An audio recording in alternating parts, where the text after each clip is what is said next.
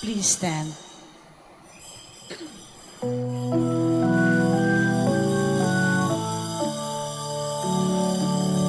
Purihin ang Panginoon, umawit ng kagalakan, at tugtugin ang gitara at ang kaaya-ayang lira. Ipan ninyo ang trumpeta.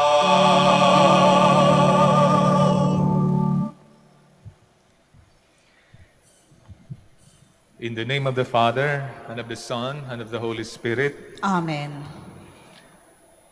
the grace of our Lord Jesus Christ, and the love of God, and the communion of the Holy Spirit be with you all. And with your spirit.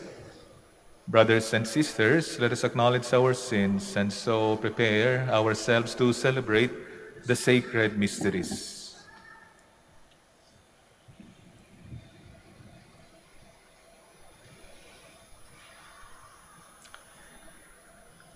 You were sent to heal the contrite of heart. Lord, have mercy. Lord, have mercy. You came to call sinners. Christ, have mercy. Christ, have mercy. You are seated at the right hand of the Father to intercede for us. Lord, have mercy. Lord, have mercy. May Almighty God have mercy on us, forgive us our sins, and bring us to everlasting life. Amen. Let us pray. O God, who have prepared for those who love you good things which no eye can see, fill our hearts, we pray, with the warmth of your love, so that, loving you in all things and above all things, we may attain your promises, which surpass every human desire, through our Lord Jesus Christ, your Son, who lives and reigns with you in the unity of the Holy Spirit, God, forever and ever. Amen. Please be seated. A reading from the book of the prophet Ezekiel. The hand of the Lord came upon me and led me out in the spirit of the Lord and set me in the center of the plain, which was now filled with bones. He made me walk among the bones in every direction, so that I saw how many they were on the surface of the plain, how dry they were. He asked me, "Son of man, can these bones come to life?" I answered, "Lord God, you alone know that." Then he said to me, "Prophesy over these bones and say to them, 'Dry bones, hear the word of the Lord. Thus says the Lord God to these bones, See, I will bring spirit into you, so that you may come to life.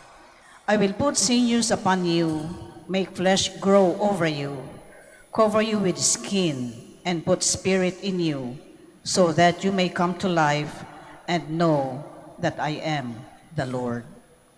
I prophesied as I had been told, and even as I was prophesying, I heard a noise. It was a rattling as the bones came together, bone joining bone. I saw the sinews and the flesh come upon them, and the skin cover them, but there was no spirit in them. Then the Lord said to me, "Prophesy to the spirit, prophesy, Son of man, and say to the spirit, Thus says the Lord God, From the four winds come, O spirit, and breathe into these slain that they come to life." I prophesied as he told me, and the spirit came into them. They came alive and stood upright, a vast army. Then he said to me, "Son of man, these bones are the whole house of Israel. They have been saying, 'Our bones are dried up, our hope is lost, and we are cut off.' Therefore prophesy and say to them, Thus says the Lord God, O my people, I will open your graves and have you rise from them and bring you back to the land of Israel. Then you shall know that I am the Lord. When I open your graves and have you rise from them, O my people, I will put my spirit in you that you may live, and I will settle you upon your land. Thus you shall know that I am the Lord. I have promised, and I will do it, says the Lord. The word of the Lord. Thanks be to God. Give thanks to the Lord. His love is everlasting. Give thanks to the Lord. His love is everlasting. Let the redeemed of the Lord say, those whom he has redeemed from the hand of the foe, and gathered them from the lands, from the east and the west, from the north and the south. Give thanks to the Lord. His love is everlasting. They went astray in the desert wilderness. The way to an inhabited city they did not find. Hungry and thirsty, their life was wasting away within them. Give thanks to the Lord. His love is everlasting. They cried to the Lord in their distress. From their straits he rescued them, and he led them by a direct way to reach an inhabited city. Give thanks to the Lord. His love is everlasting. Let them give thanks to the Lord for his mercy and his wondrous deeds to the children of men, because he satisfied the longing soul and filled the hungry soul with good things. Give thanks to the Lord. His love is everlasting. Please stand. Hallelujah, hallelujah, hallelujah, hallelujah. Teach me your paths, my God. Guide me in your truth. Hallelujah, hallelujah, hallelujah, hallelujah.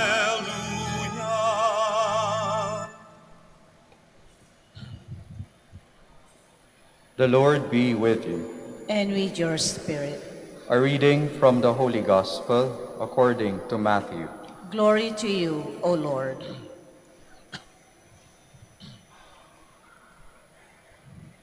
When the Pharisees heard that Jesus had silenced the Sadducees, they gathered together, and one of them, a scholar of the law, tested him by asking, "Teacher, which commandment in the law is the greatest?" He said to him, "You shall love the Lord your God with all your heart, with all your soul, and with all your mind. This is the greatest and the first commandment. The second is like it. You shall love your neighbor as yourself. The whole law and the prophets depend on these two commandments." The Gospel of the Lord. Praise to you, Lord Jesus Christ. Please be seated. Magandang umaga po sa inyong lahat. Sino po dito ang merong Biblia sa kanilang tahanan? Taas lang po ang kamay. Halos lahat po tayo may Biblia sa kanilang tahanan. Tama po ba? Susunod na tanong, sino po dito ang nakabasa na ng Biblia mula sa unang pahina, Genesis chapter 1, hanggang huling pahina, Revelation chapter 22? Taas po ang kamay. May isa akong nakita. Dalawa, tatlo. Iilan lamang po ang nakapagbasa from cover to cover. Paano po kaya yung iba? Sige, tanungin na lang natin. Sino dito ang nakapagbasa kahit Old Testament lang from Genesis to the prophet Malachi? May iilan. Sige, para mas madali. Sino na lang dito ang nakapagbasa ng the book of Genesis? Wala din. Medyo dumami. Marami sa atin may Biblia, pero kakaunti lamang ang tunay na nagbabasa at nag-iintindi. Sa totoo lamang, Sa lahat ng nakabasa at sa lahat ng nag-aral ng Biblia, the Bible is not only a collection of books and letters by more than 40 authors during a period of 1,500 years. Hindi lang po yun. The Bible is not only the written word of God, inspired by God without error. Hindi lang po iyon. It is not only the account of God's action in the world, His purpose for all His creation, and the history of our salvation. Hindi lang po iyon. Sa lahat po na nagbasa at nag-aral at umintindi at humingi ng grasya sa Diyos para intindihin ang Biblia, the Bible is in fact the greatest love story ever told. Hindi mo maikukumpara ang kahit anumang libro o kwento ng pag-ibig na narinig mo na sa love story ng Diyos at ng tao mula sa unang pahina hanggang sa huling pahina ng Biblia. Pero kung ganito ang Biblia, ang salita ng Diyos, bakit po sa ating kasaysayan marami ang nag-away-away, marami ang nagkawatak-watak, naghiwalay, hindi nagkaintindihan dahil lamang dito? Katoliko at Protestante, Kristiyano at Hudyo, mga naniniwala sa Diyos at hindi naniniwala sa Diyos, minsan sa loob ng pamilya, mga magulang at mga anak, at minsan mag-asawa, kahit na meron tayong Biblia sa bahay. Marahil, ating nakakalimutan ang buod o ang tunay na diwa ng salita ng Diyos. Ano yon?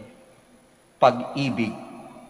Sa ating ebanghelyo sa araw na ito, nais subukin ng mga Pariseyo, mga eksperto sa batas, si Jesus. Aling utos ang pinakamahalagang utos sa batas? Which commandment is the greatest amongst the 600 plus laws that they follow? They thought Jesus would have a hard time choosing, but Jesus answered straight away. They could never deceive or test Jesus, for He is God, who is love. That is why Jesus not only chose among the laws, He made it easy for them and summarized all their laws into one: love. You shall love the Lord your God with all your heart, with all your soul, and with all your mind. Sa Kanya dinagdagan, you shall love your neighbor as yourself. Pero teka, Rev, di po ba dalawa iyon? Akala ko po ba the greatest, ibig sabihin, iisa lang dapat, hindi po ba? Nagkamali ho ba ng sagot si Jesus? Mga kapatid, hindi nagkamali si Jesus. Tayong mga tao, we, men, we look at the law in terms of quantity. Kaya sangkatutak ang mga utos na sinusunod ng mga Hudyo. Tinitignan natin ang utos ng Diyos, just one among many other laws. But God gave the law in terms of quality. All 600 plus laws, they don't mean a thing if not governed with one essential thing: love. The two laws, love God and love others, they are complementary, inseparable. Hindi mo pwedeng paghiwalayin because they are two sides of one coin. So Jesus, strictly speaking, is giving them one answer, the greatest commandment, and that is to love. That is why it is impossible to love God and not to love our neighbor, or love others, but we do not love God. If one is truly loving, he or she is loving both.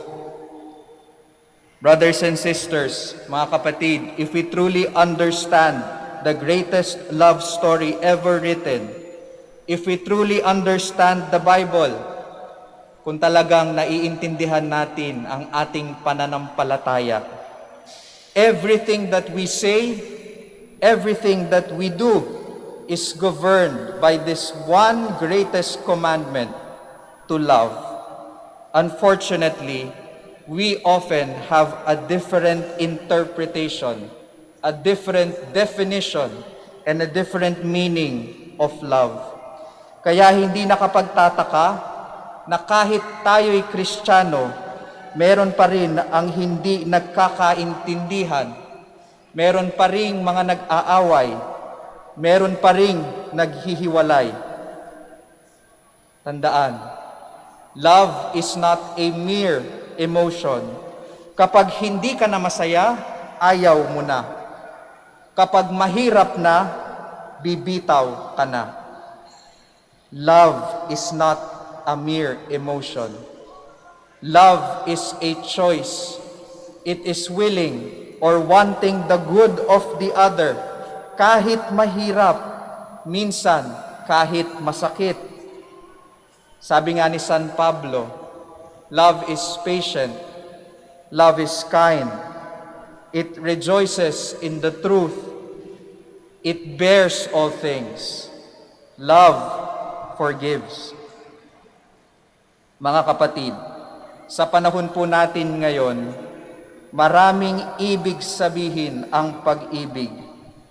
Ang dami-dami pong nagbibigay ng kanya-kanyang definisyon ng pag-ibig, kung ano ba ang tunay na pagmamahal. Nakakalito na po. Pero tandaan po natin, iisa lamang ang batayan. Iisa lamang ang sukatan ng pag-ibig. Si Jesus, ang salita ng Diyos na nagkatawang tao. Si Jesus, na Diyos na siya mismong pag-ibig. Amen. Please stand.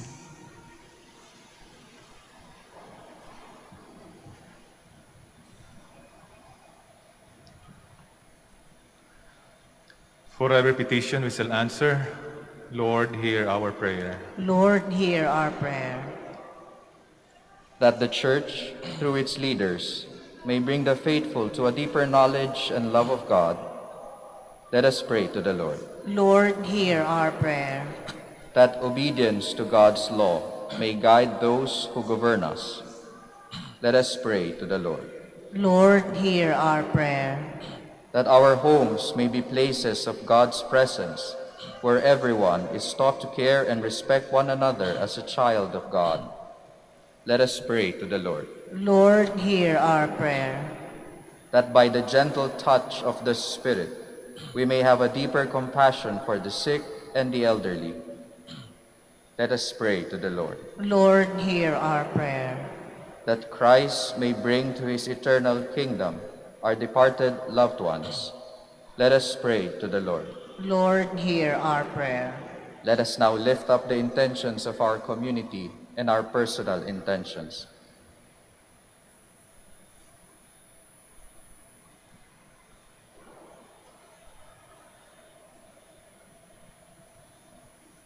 Let us pray to the Lord. Lord, hear our prayer. All this we ask through Christ our Lord. Amen. Please be seated.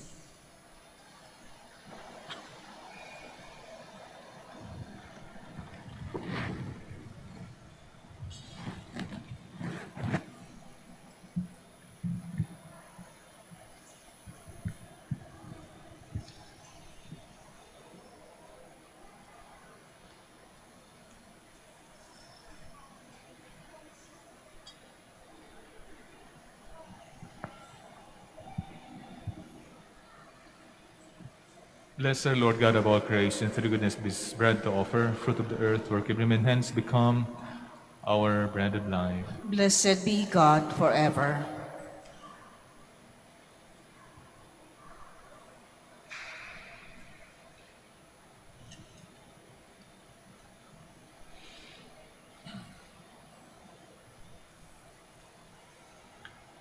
Blessed Lord God of all creation, through goodness of this wine to offer fruit of divine work, every man hence to become our spiritual drink. Blessed be God forever.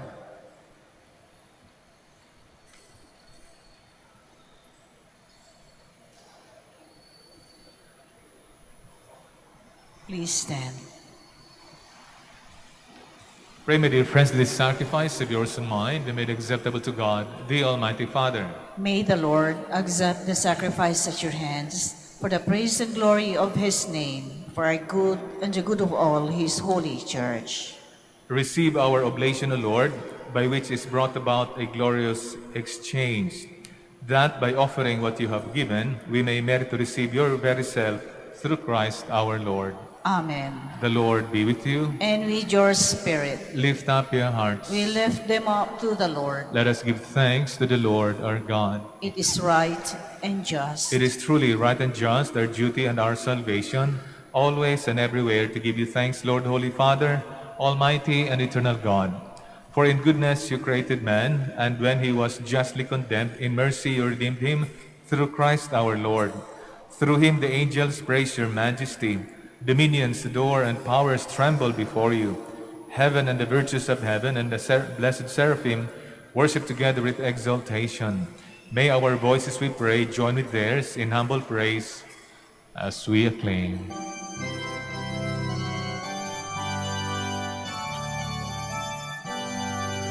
Santo, Santo, Santo,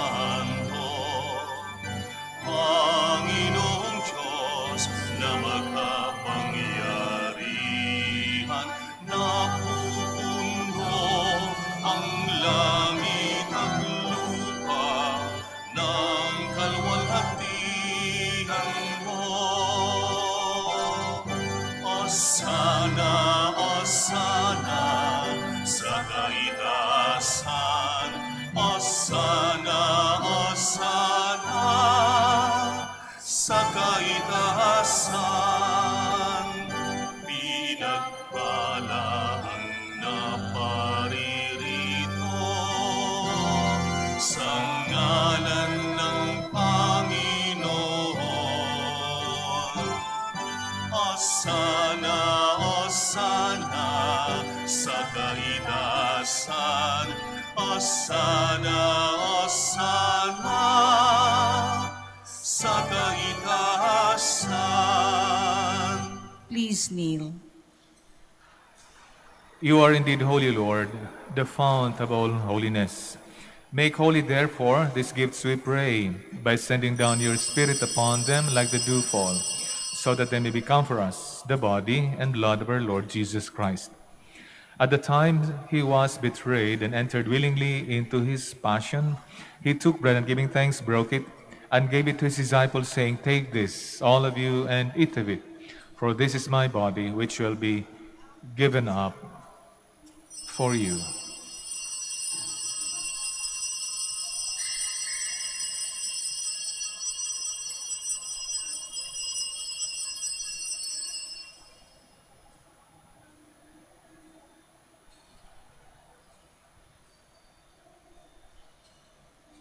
In a similar way, when supper was ended, he took the chalice and once more giving thanks, he gave it to his disciples, saying, "Take this, all of you, and drink from it. For this is the chalice of my blood, the blood of the new and eternal covenant, which shall be poured out for you and for many, for the forgiveness of sins. Do this in memory of me."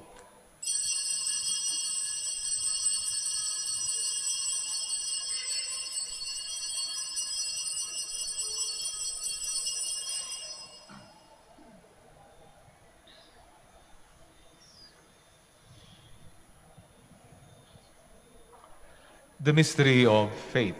We proclaim your death, O Lord, and profess your resurrection until you come again.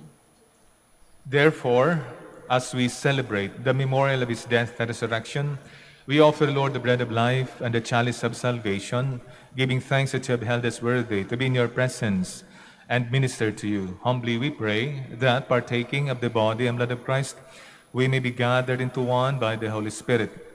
Remember, Lord, your church spread throughout the world and bring her to the fullness of charity, together with Francis our Pope, Socrates our Bishop, and all the clergy.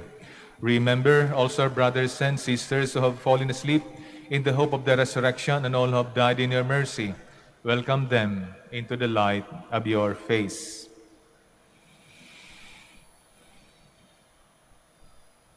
Have mercy on us all, we pray, that with the Blessed Virgin Mary, Mother of God, with the blessed apostles and all the saints who have pleased you throughout the ages, we may merit to be co-heirs to eternal life and may praise and glorify you through your Son, Jesus Christ. Through him and with him and in him, O God, Almighty Father, in the unity of the Holy Spirit, all glory and honor is yours forever and ever. Amen. Please stand.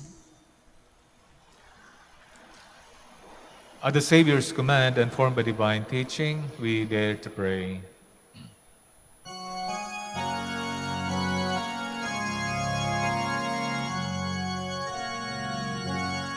Manalangin, sumasalangit ka, sambahin ang ngalan mo, mapasamin ang kaharian mo, sundin ang loob mo dito sa lupa para nang sa langit. Bigyan mo kami ngayon ng aming kakanin sa araw-araw.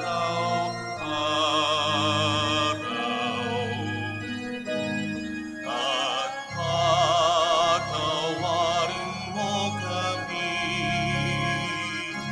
sa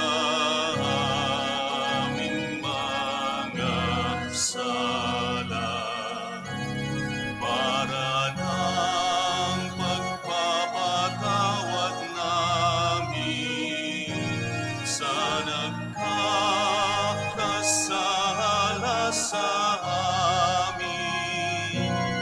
At huwag mo kaming ipahintulot sa tukso at iadya mo kami sa lahat ng masama.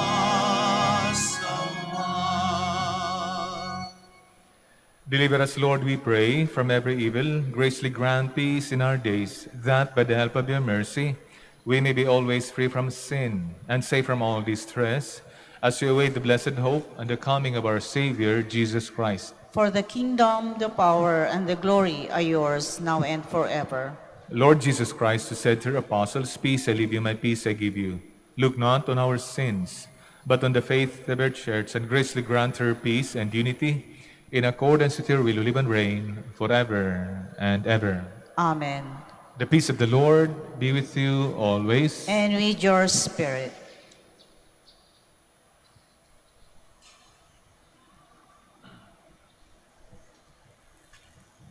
Let us offer each other the sign of peace. Peace be with you.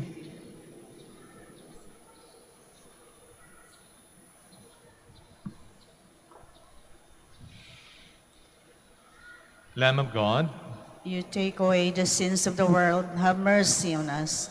Lamb of God, you take away the sins of the world, have mercy on us. Lamb of God, you take away the sins of the world, grant us peace. Please kneel.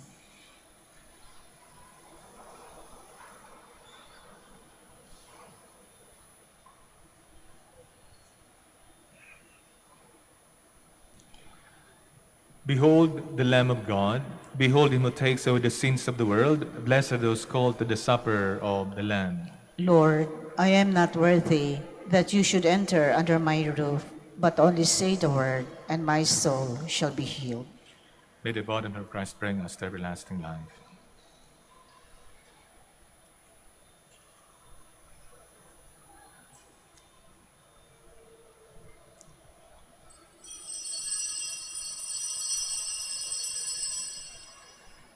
The body of Christ. Amen.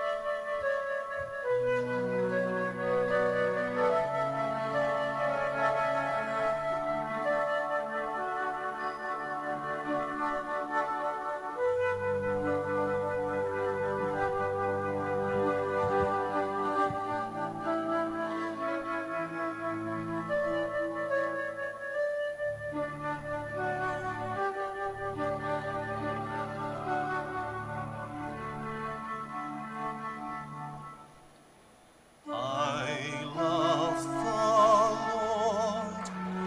He is filled with compassion.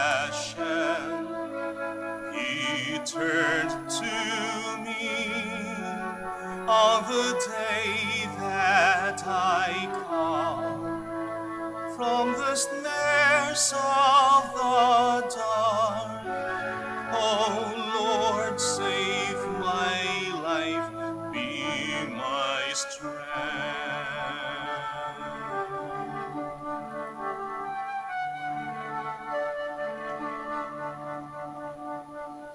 I love the Lord. He is filled with compassion.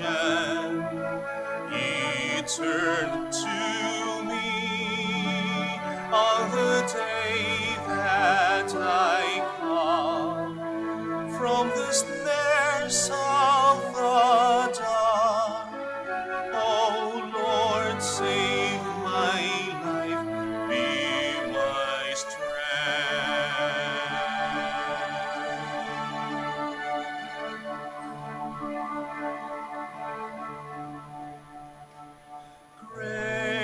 Gracious is the Lord and just. Our God is mercy. Rest to the weary. Return my soul to the Lord our God, who bids disobey. I love the Lord. I love the Lord. He is filled with compassion.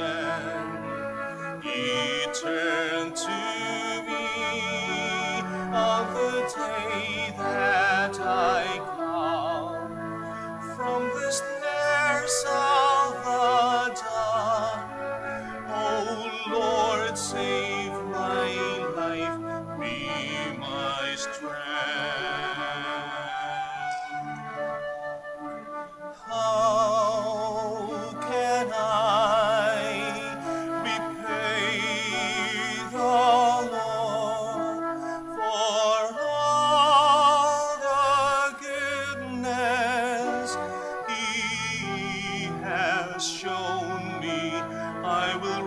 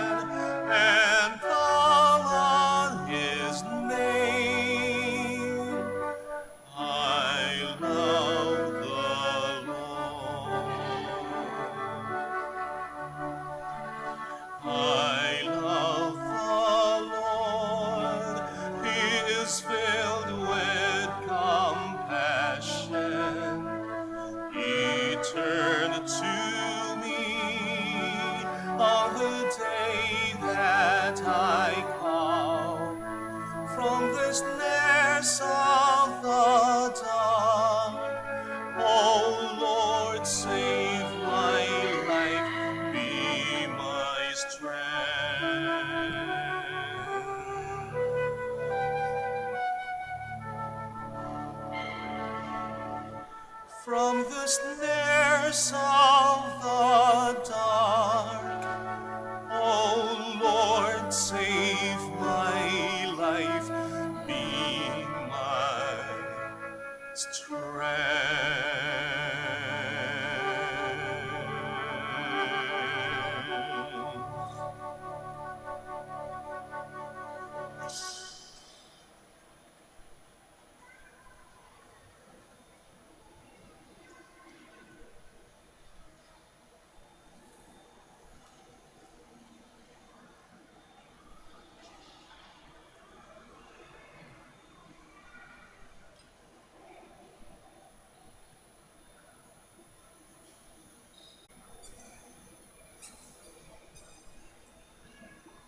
Please stand.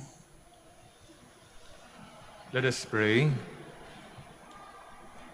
Made partakers of Christ through these sacraments, we humbly implore your mercy, Lord, that conformed to his image on earth, we may merit also to be his co-heirs in heaven, who lives and reigns forever and ever. Amen. The Lord be with you, And with your spirit. and may Almighty God bless you all, now and always, the Father, the Son, and of the Holy Spirit. Amen. The Mass is ended. Go in peace, glorifying the Lord by your life. Thanks be to God. Maraming salamat po at magandang umaga sa atin lahat.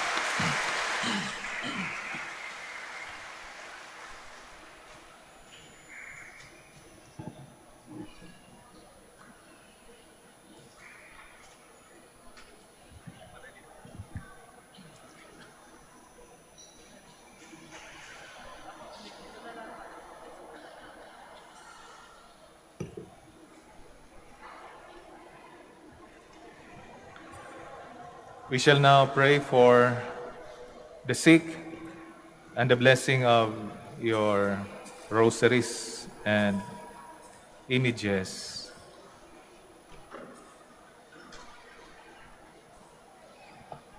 Let us pray.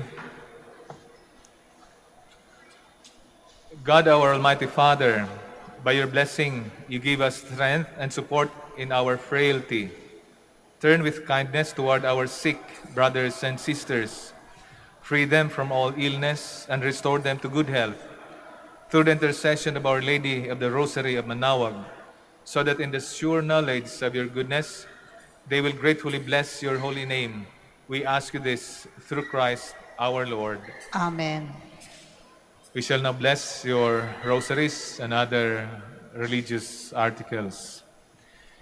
In memory of the mysteries of the life, death, and resurrection of our Lord Jesus Christ, and to the honor and glory of the Blessed Virgin Mary, Mother of Christ, Mother of the Church, Our Lady of the Rosary of Manaoag, may these rosaries, images, candles, oil, and other religious articles be blessed and made holy in the name of the Father, and of the Son, and of the Holy Spirit. Amen. Amen.